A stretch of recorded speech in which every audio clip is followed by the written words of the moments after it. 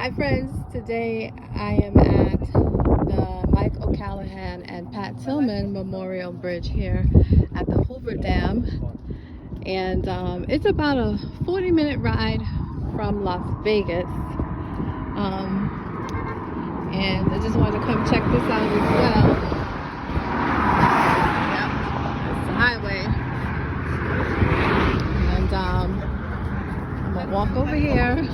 It'll still be starting. But yeah, I don't know if you can see the dam over here. Yeah, it's a little bit noisy, but I wanted to share this with you as well. It's definitely a cool day trip to do. Yeah, this is the like an observation bridge that you can come to. So I hope everyone's having a great day. Bye.